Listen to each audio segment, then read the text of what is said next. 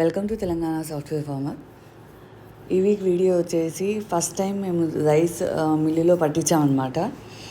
Farming start చేసిన దగ్గర నుంచి 3 times వేసాము మేము రైస్. ఫస్ట్ టైము బహురూపిణి వెరైటీ వేసాము, సెకండ్ టైము సన్న వెరైటీ వేసాము, మళ్ళీ థర్డ్ టైం కూడా బహురూపిణినే వేసాము. ఈసారి బాస్మతి రైస్ వేసాము. సో హార్వెస్ట్ చేసిన తర్వాత అందరు చెప్పినట్టు ఒక 6 months నుంచి 1 year ఉండాలి అన్నారు కాబట్టి ఇప్పటి వరకు రైస్ ఎప్పుడు పట్టియలేదు. సో సెకండ్ టైం ఏదైతే సన్న బియ్యం హార్వెస్ట్ చేసామో అది పట్టించామన్నమాట. సో ఫస్ట్ టైం మేము ఆ మిల్లుకి వెళ్ళడము చూడడము, కంప్లీట్గా ఒక రూమ్ ఆక్యుపై ఉన్నాయి అన్నమాట రైస్ మిల్.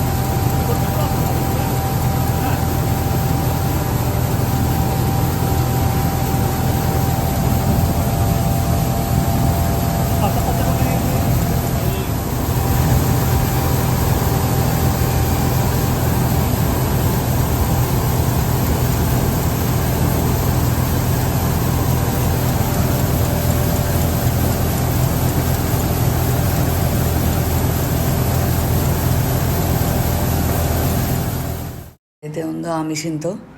సో అదొక నేను ఎక్స్పెక్ట్ చేసింది ఏంటంటే పల్లీలు ఎలా అయితే ప్రాసెస్ చేస్తామో అలా ఒక చిన్న మిషన్ ఉంటుంది అనుకున్నాం, కానీ చాలా పెద్ద మిషన్స్.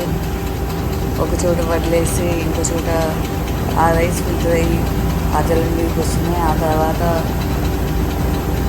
తౌడు అనేది సపరేట్గా వస్తుంది, మళ్ళీ నూకలు సపరేట్ అయిపోయి రైస్ ఒకవైపు వస్తున్నాయి అన్నమాట. సో ఫస్ట్ ఇది స్టార్టింగ్ ఆ జలం మీద రైస్ రావడం స్టార్ట్ అయ్యాయి. ముడి బియ్యం తింటే హెల్త్కి మంచిది అంటారు కాబట్టి సో నేనైతే పాలిష్ అయితే చేయించలేదు, ట్రై చేయాలి ఫస్ట్ టైం నేను ఆ ముడి బియ్యం ఎలా ఉంటుంది వండితే అని. మొత్తం మేము ఒక 4 బస్తాలు తీసుకెళ్ళాము ఈసారి పట్టియడానికి. ఆ వెయిట్ వచ్చేసి 2 quintals అయిందనమాట.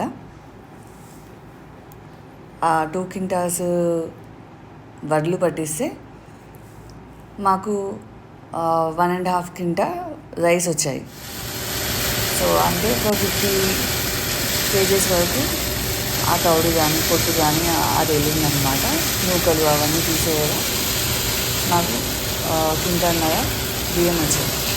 సో ఈ విధంగా తీసుకున్నా కూడా ఇది కంప్లీట్గా ఒక ఇయర్కి సరిపడా రైస్ అనుకోవచ్చు. మాకు ఎక్కువే అవుతాయి. ఫస్ట్ టైం హార్వెస్ట్ చేసాము, సో ఆ రైస్ తీసుకెళ్తున్నాం కాబట్టి ఆ ఎగ్జైట్మెంట్ ఉంటుంది.